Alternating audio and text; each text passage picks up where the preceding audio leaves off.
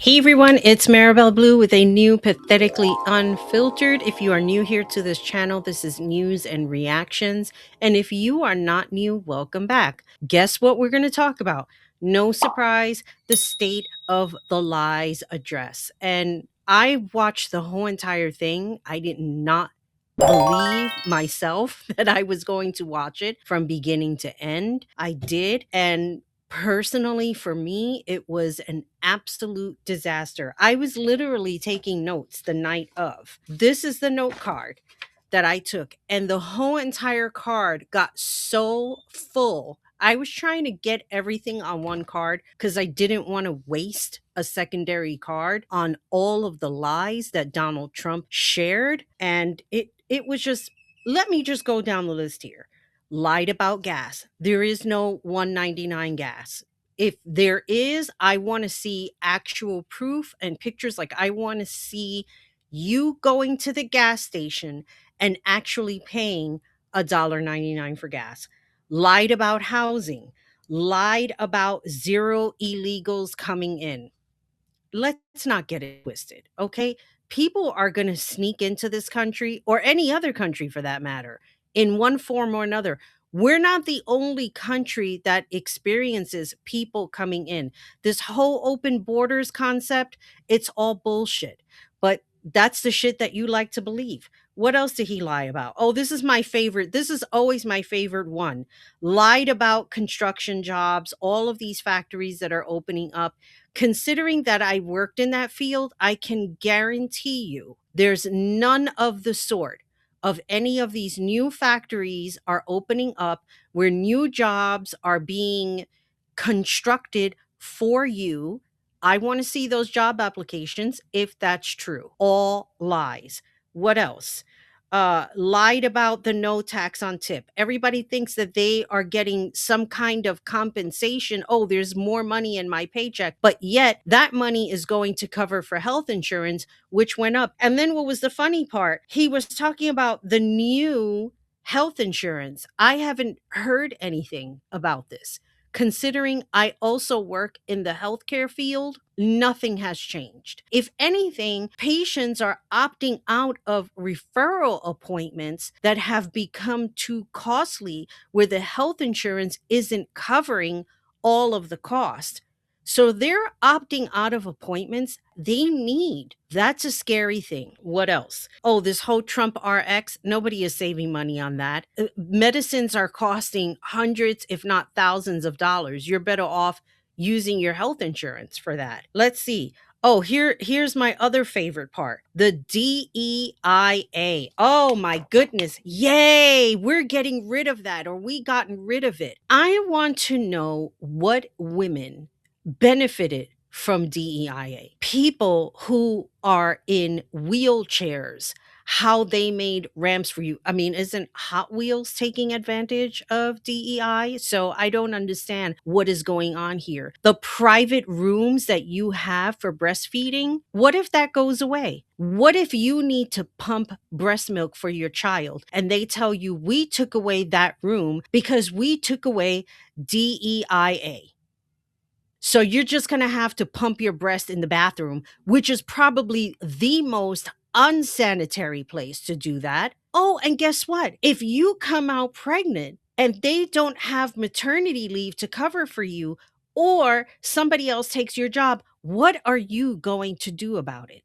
Because after all, Billy, Jim, Joe, Bob can cover your job for you and not have to worry about him getting pregnant or taking time off. Corporations can practically do whatever it is that they want, and they don't care. This is not the 1920s or even the 1930s for that matter, or the 40s, where you had real job security. There wasn't anything in the application that said employment is at will. If people got sick, they were actually able to go to the hospital, whatever it is that they needed to get done. There was a job waiting for them. Not now. If people don't like you for whatever reason that is, they will make your life impossible for you to work.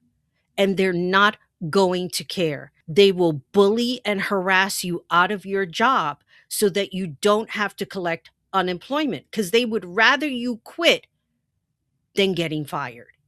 Because remember, if you get fired, you can actually collect unemployment, which is part of the money that you're putting in there when you get paid. So if you quit, the chances of you getting unemployment are slim to none because unemployment is going to look at you and say, well, you quit your job. You didn't have to quit. That is the way things work. Unfortunately, people like us get fucked. The job that I had 2 years ago, I was doing great.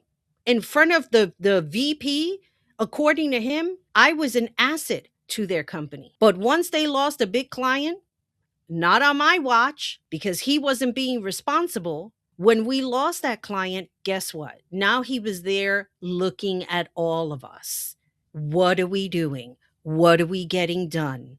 What are we working on? Well, what the fuck do you want us to do? You should have been here. You were not responsible. You claim to be such an expert in your field, but you were too busy gallivanting out in different concerts that you didn't have time to tend to your company. You see, I have a business.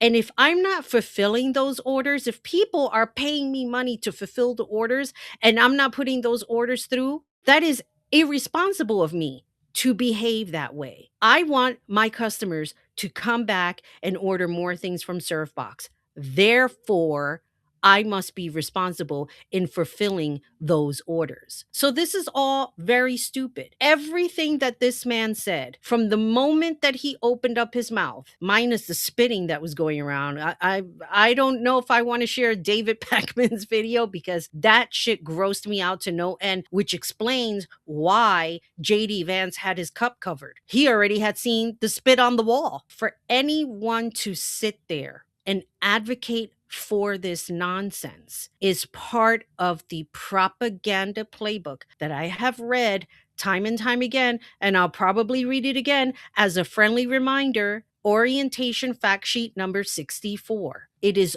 all in there. I'm going to play a little bit of Rick Wilson from the Lincoln Project talking about the speech that the disaster as far as I'm concerned. This wasn't anything helpful. And everything that I'm going to play for you is going to show how this country is still a mess. Hey, everybody.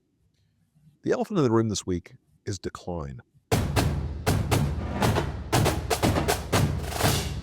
What you saw at the State of the Union was not only a man in decline, but a political movement as well.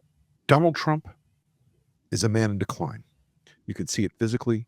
You could hear it in the cadences of the speech. Members of Congress and my fellow Americans, the towns of Texas to the heartland villages of Michigan, from the sun-kissed shores of Florida to the endless fields of the Dakotas, and from the historic streets of Philadelphia to right here in our nation's capital, Washington, D.C., the golden age of America is upon us.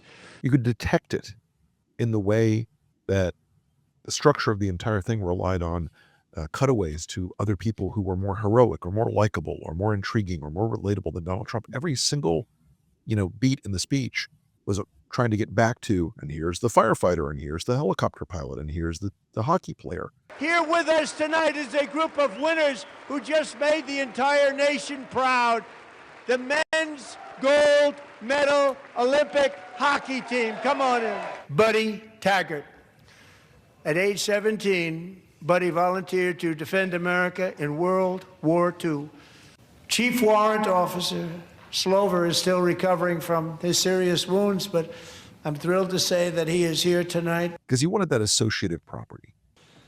I've always wanted the Congressional Medal of Honor, but I was informed I'm not allowed to give it to myself, and I wouldn't know why I'd be taking it, but if they ever open up that law, I will be there with you someday. I'm going to tell you something. There were some other giveaways of decline, of the end of the MAGA movement, of its slow, terrible collapse that you could see in this speech and you could see in the room.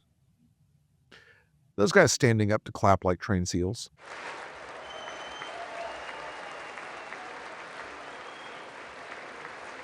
Those were the saddest sack and most unhappy guys you've ever seen.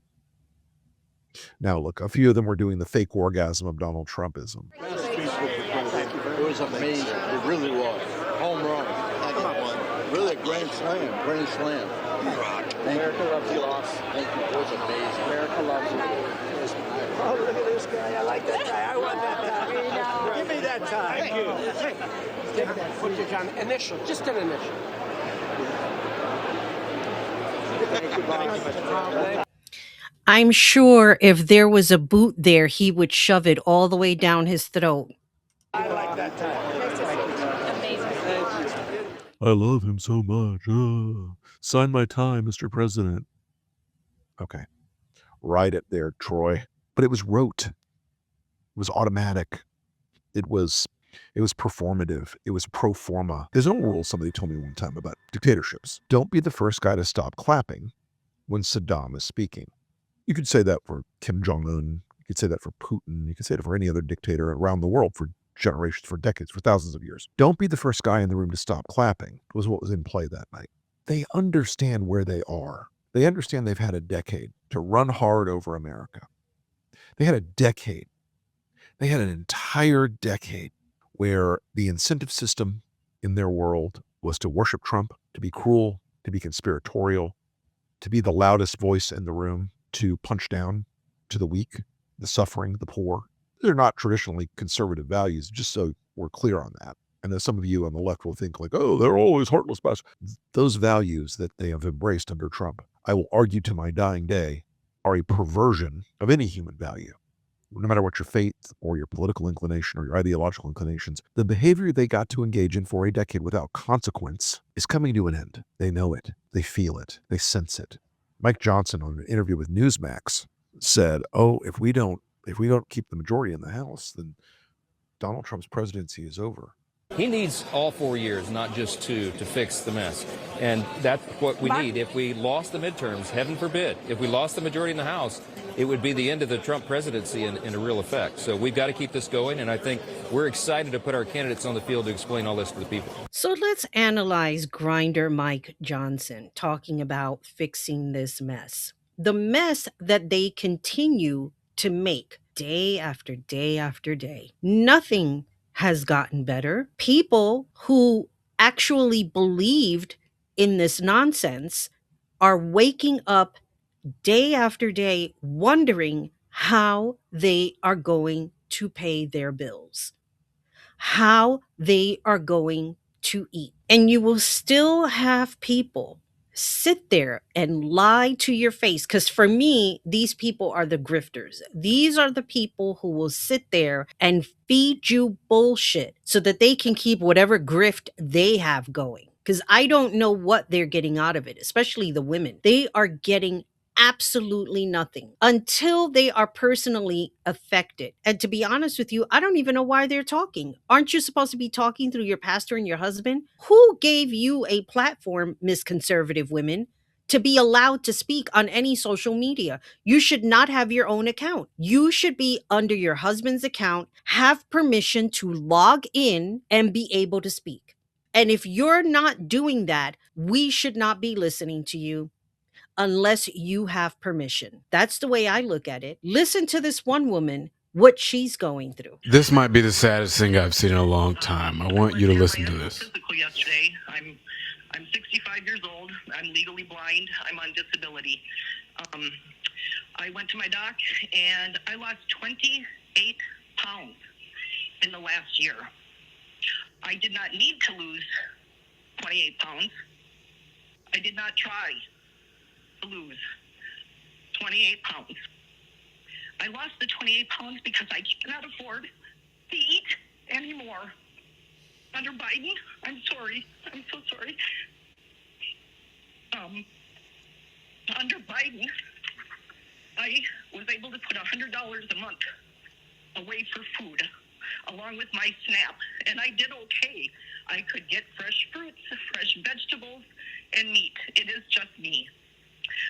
But now, with grocery prices so high, propane, electricity out of this world, I now only allow myself $65 a month for food.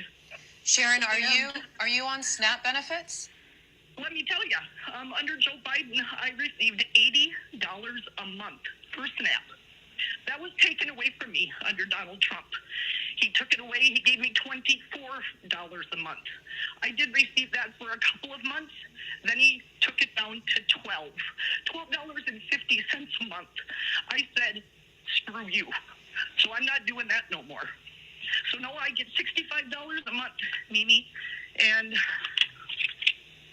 for them people out there, all these Republicans that are doing so flippin' well right now, I have 3 potatoes. I have a half a tomato. I have 3 bananas, 1 apple, 1 can of soup, a half a loaf of bread, 1 egg, and 1 can of green beans.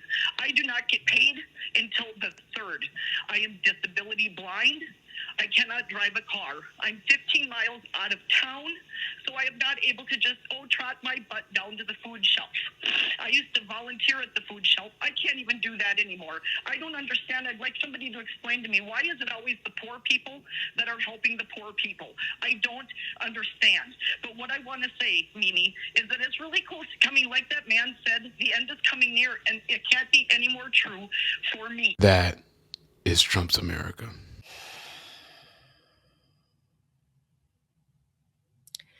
When I read people's comments about how they will never forgive anyone who voted for this, I have a lot of thoughts that I can't even put on this video. Rice, black-eyed peas, Kool-Aid.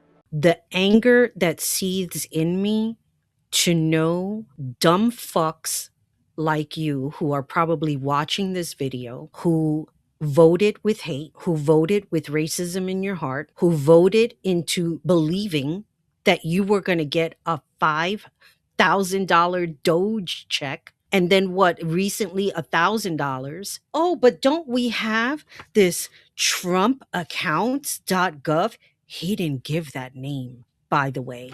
For your children, some kind of savings account where you're going to dump money in and you think that you're going to have millions of dollars for your child? Are you actually believing all of this? Oh, and I'm sure that anybody who's watching this video who's a Trump supporter, you're getting angry and you're about to leave a comment. And guess what? You're going to have to wait a whole fucking day. And the comments are under strict. So guess what? Another way not to read your sheer stupidity of defending somebody who his best friend was Jeffrey Epstein. I don't care if I hurt your feelings. I really don't care. When we vote, we are not only voting for the betterment of our own lives, we are voting for the betterment for our neighbors, for our family, for our children. Because guess what? We are not going to live forever. That's just a guarantee. All of us. We all know that. So why not make an effort to leave a better life for our children, for those unseen people, that we are leaving a better legacy? Imagine the books that will come out when Donald Trump is no longer with us. They are all going to be bad. They are all going to be terrible. Terrible in the sense of what a terrible human being that he was. And they're all going to be bestsellers. Everyone is going to want a piece of that, because all of us who did not vote for this are living experiences of what we are going through now. To hear my patients on the phone, some of them crying, some of them not knowing how they are going to afford their medications. Not medications that they can opt out of, medications that are keeping them alive. But no, that $5,000 Doge check was much more important. Tell me, how long do you think $5,000 lasts in 2026? What is your rent like? If your rent is between $1,300 and $1,800 a month, times that to get $5,000, how long do you think your $5,000 is going to last? Not very long. Not very long. This week, guys. It was a week. It was the product of people who yelled and screamed at him and said, if you don't stay on the teleprompter tonight, they'll take the House majority and they'll impeach you.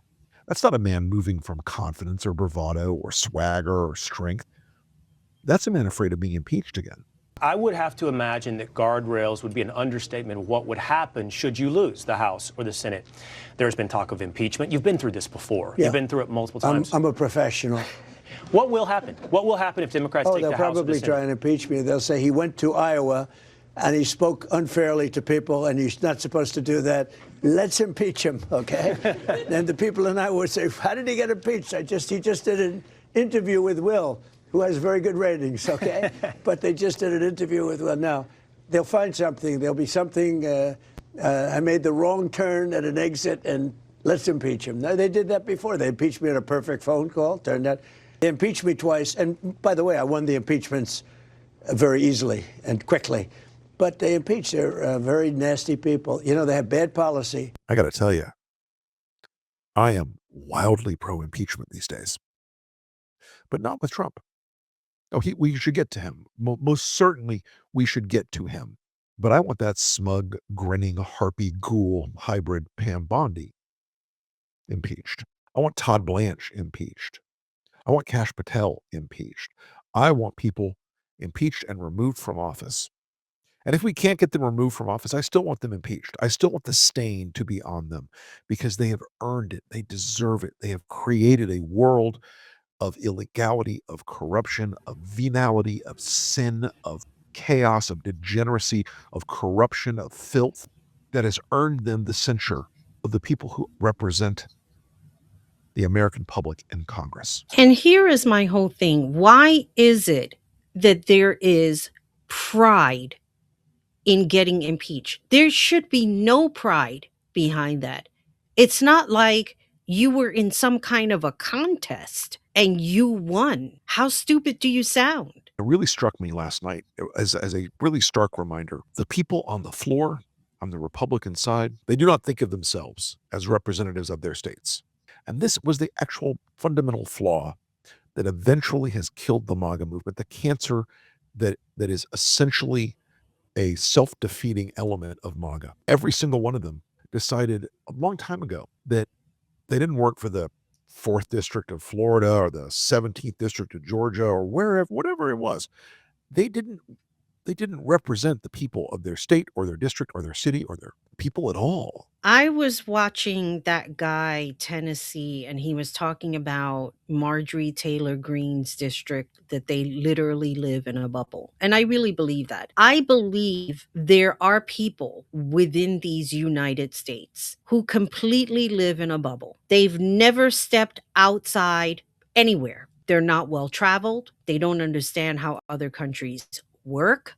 They don't value the differences of all of us. They only value themselves. They don't care for themselves very well. We can see that health-wise. They make up excuses about their health or that they may not need a doctor or that science isn't applicable to them, not realizing that science isn't a left-wing ideology. Science doesn't pick sides, just in case you didn't know. Science and the way people's bodies work doesn't pick who is going to get cancer today and not tomorrow. There are people who have eaten in the best of health and still will get sick for whatever reason that is. Biology, or it could be hereditary. We don't know. And that's why we have science. And then you have these stupid people. Oh, science is no good. Vaccines is no good. And then when your child gets sick with the measles, something that could have been prevented, you incorporate God. Oh, it was God's doing. They're with God now. Really? It didn't have to be that way. You are responsible for your child. You are responsible for their well-being. And you failed your child because you're stupid. There's no other way around it. That's the bottom line. You're not using your critical thinking skills. You're letting others think for you, thinking this is going to be better. Gee, why does this sound familiar? Didn't Jim Jones do the same thing? But we're not talking about Jim Jones, are we? Affordability. Talked about economics, talked about people.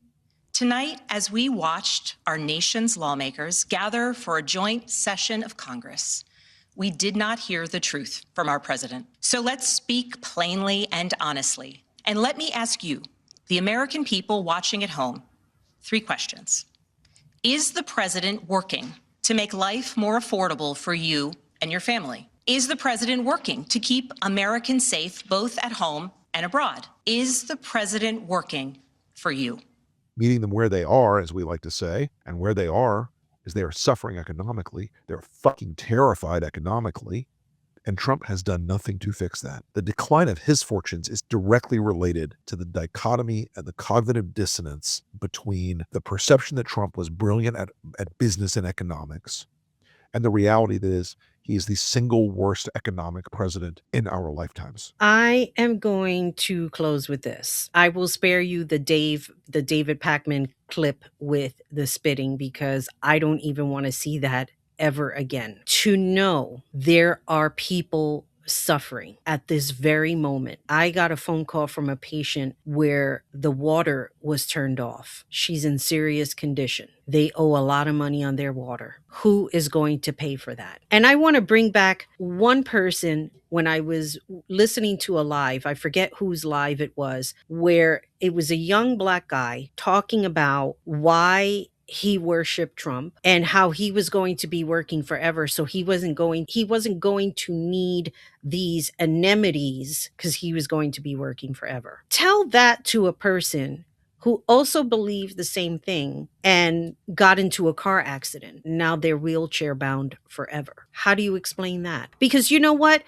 We don't know what's going to happen from day to day. We hope and we pray, or however it is that you go through your day, that you are safe and that you are guided. But again, we don't anticipate from day to day what's going to happen. I have a crystal ball, but my crystal ball doesn't really give me much. It's really there for protection. It's not there to dictate a future. And for anyone to still believe in this man, believing he's doing great things when he's not. See, I followed Trump in the 80s and 90s. He came alive when he cheated on his wife. He presented himself to be this ladies' man. He presented himself to be a person who was all about business, all about building, but just lost at every turn. Losing money, losing businesses, declaring bankruptcy. How does anyone with a sane mind believe this is a person who is well-to-do in business while losing everything around him? Trump is only looking out for his rich buddies. He made that comment about the stock market and the Democrats agreed. Yes, they shouldn't have inside information and buy into stock and then make an insane amount of money. They are there to work for the people. They are the representation of we, the people. And the GOP party, they've only been the representation